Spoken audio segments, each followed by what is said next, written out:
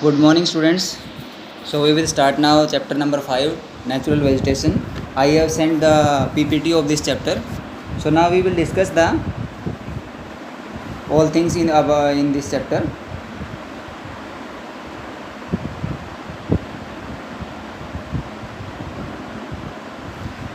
So first we will discuss the definition of natural vegetation. What do you mean by natural vegetation? Natural vegetation refer to plant community that grows over an area without a disturbance of human being. Natural means there is no role of human being in this. They are grown individually without the disturbance of human being. So that is called natural vegetation. यानी जो human being के interference के बिना जो भी आपकी vegetation या जो भी plants grow होते हैं उनको हम क्या बोलते हैं? उनको हम बोलते हैं natural vegetation. Now next thing is given, depending upon the climatic condition and soil, following types of natural vegetation is found in India. So we are discussing about India in this chapter. So what, depending upon the climatic condition, that is most important thing. You know very well the plants which are found in our areas, they are not found in all complete India. For example, in Rajasthan you have seen the plants which are in our areas, they are not in Rajasthan. When we will go in the south side of our country where more rainfall, so in that area you will not found the plants like our plants जो हमारे यहाँ पे होते हैं, वैसे plant आपको वहाँ पे नहीं मिलेंगे. तो डिफरेंट क्लाइमेटिक कंडीशन होने के कारण, क्लाइमेट का मतलब है कि जो हमारे आपका एटमॉस्फेयर के अंदर चेंज है, टेम्परेचर, रेनफॉल, उसके कारण क्या होता है जो नेचुरल वेजिटेशन है उसमें भी डिफरेंस मिलता है. Second is given soil. Soil is also important factor. जहाँ पे जिस प्रकार की सॉइल होगी वहाँ पे वैसा ही आपके क्या है नेचुरल वेजिटेशन मिलेगी. So on the basis of this climatic condition and soil there are following types of natural vegetation found in India. अब इंडिया के अंदर क्या है, फॉलोइंग टाइप्स की जो मेन टाइप्स की होती है वो आपकी एक है tropical evergreen forest, tropical deciduous forest, tropical thorny forest, montane forest. Montane mean mountain area में जो फॉरेस्ट एरिया होता है उसको हम बोलते हैं montane forest. Littoral and swamp, or you can call them mangrove forest. In 9th class you have discussed in mangrove forest, but now they are divided into two categories, littoral and swamp. These are found in the marshy areas near the ocean or sea. जो सी और समुद्र के पास का area होता है वहाँ पे दलदल सा होता है, उस एरिया के अंदर ये ट्रीज़ आपको देखने को मिलते हैं. Now next is given. Now first we will discuss about the tropical evergreen forest. पहला हमारा क्या है, ट्रॉपिकल एवरग्रीन फॉरेस्ट. अब इसके कैरेक्टरिस्टिक्स क्या हैं, what are the main features of this. They are found in the areas of heavy rainfall. Evergreen, those are remain green throughout the year. इसमें क्या होता है कि ये ट्रीज़ बहुत लार्ज अमाउंट में इकट्ठे होते हैं, तो इसमें जैसे ही कोई ट्रीज़ है वो अपने लीव्स गिरा देता है तो दूसरा हरा रहता है. तो इसके कारण क्या उसमें पता नहीं चलता हमारे को कि कौन सा हरा है कौन सा वो है, तो इसलिए इसको बोलते हैं tropical evergreen. They are found in areas of heavy rainfall. ये कहाँ मिलते हैं, जहाँ पे बारिश ज़्यादा होती है. हमारे एरिया में एवरग्रीन नहीं मिलेंगे, तो इसलिए ये हैवी रेनफॉल वाले एरिया मिलेंगे. जैसे आपका वेस्टर्न घाट है या जो आपका ईस्टर्न पार्ट ऑफ इंडिया है, that is the area of this tropical evergreen. It is because of high rainfall through out the year. Vegetation here is very dense. यहाँ पे पूरे साल ज़्यादा बारिश होने के कारण क्या होता है, जो वेजिटेशन है, वेजिटेशन का मतलब जो प्लांट्स है वहाँ पे वो डेंस का मतलब होता है घनी, बहुत इकट्ठी ज़्यादा लार्ज अमाउंट में मिलेंगे. Trees in this forest remain green throughout the year and do not shade their leaves.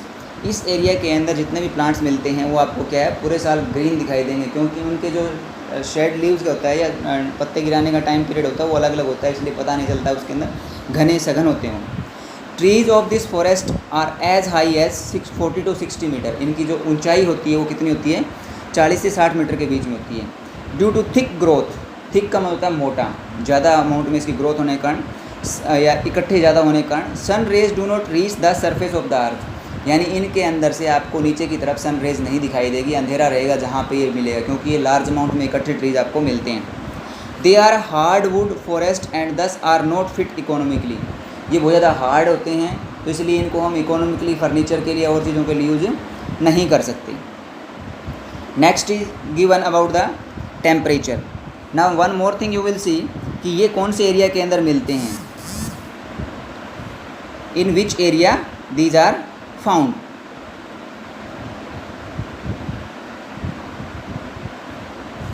These are the areas, green color which is shown in this. जो आपका ग्रीन कलर में जितना भी area दिखाया गया है, it is called tropical evergreen forest. It means the tropical evergreen forest area is this and this and this. I said told you about Western Ghat, then some part of Eastern Ghat, then next is area of Odisha and West Bengal, then complete eastern part. So these are the areas of tropical evergreen forest. Now what is given temperature? How much temperature is required for this? They are found in areas of having temperature of 22 degree Celsius. It means यहाँ पे आपको temperature 22 degree Celsius से ज़्यादा मिलेगा, कम नहीं मिलेगा. They are found in areas of heavy rainfall. Rainfall वहाँ पे बारिश ज़्यादा होगी. कितनी होगी? 200 सेंटीमीटर, 200 सेंटीमीटर से ज़्यादा बारिश होगी. ट्रीज़ कौन से मिलते हैं वहाँ पे? Rosewood, ebony, mahogany are found in that area. Areas कौन से हैं? They are the areas of Western Ghat. ये मैंने आपको वेस्टर्न घाट बता दिया. Then north eastern part of India, this is north eastern part of India. Andaman and Nicobar, this is the Andaman and Nicobar area. Then West Bengal and Odisha, this is the area of West Bengal. So in these areas these forests are found. Now next is given tropical deciduous forest. Deciduous का मतलब होता है कि the tree which shed their leaves after maturity, यानी एक period of time के बाद में क्या है, जब फॉरेस्ट के अंदर ट्रीज़ हैं वो अपने पत्ते गिरा देते हैं, उनको बोलते हैं ट्रॉपिकल डेसीडुअस. डेसीडुअस का मतलब होता है कि आप फॉल आफ्टर मैच्योरिटी, यानी जब वो प्लांट्स के जो लीव्स होते हैं पूरे मैच्योर हो जाते हैं तो वो क्या कर देते हैं, वो गिर जाते हैं. अब इसके अंदर आपका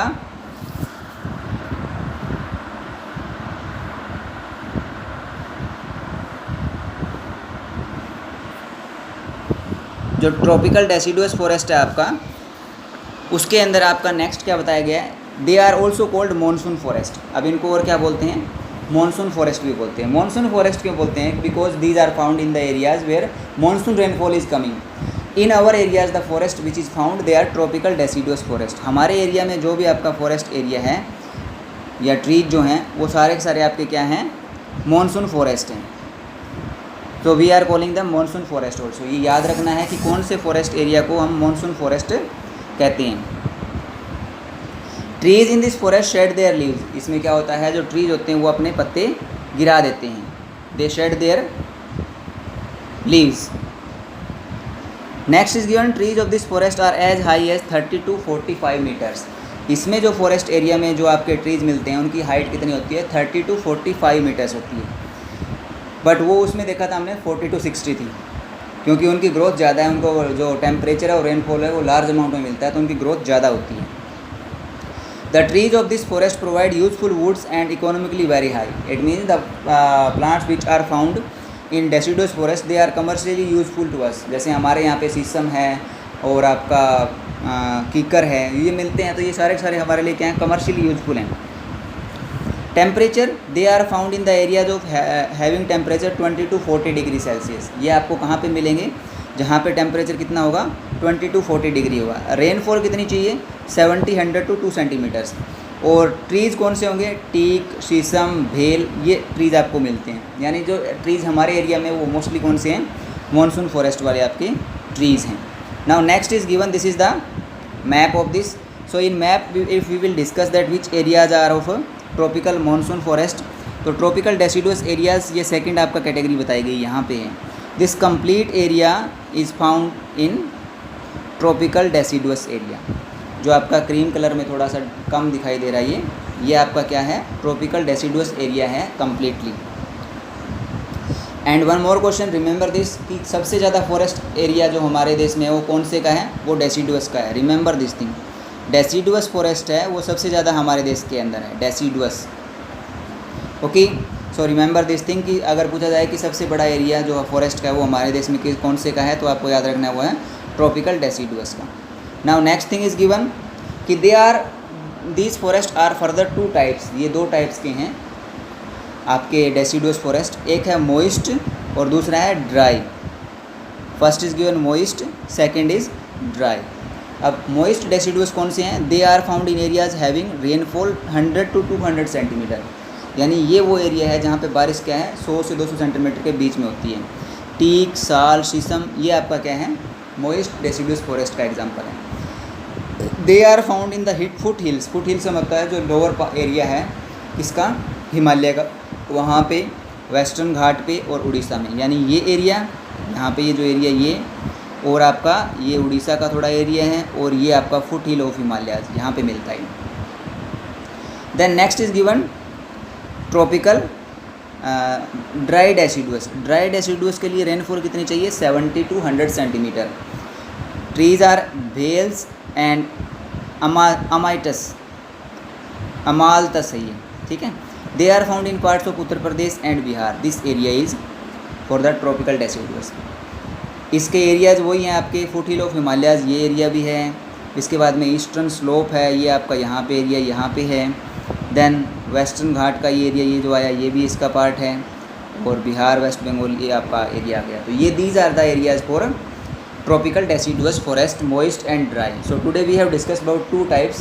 One, we have discussed the definition of natural vegetation, then we have discussed tropical evergreen and tropical deciduous. So read it and prepare a note in your notebook. Thank you. Have a nice day.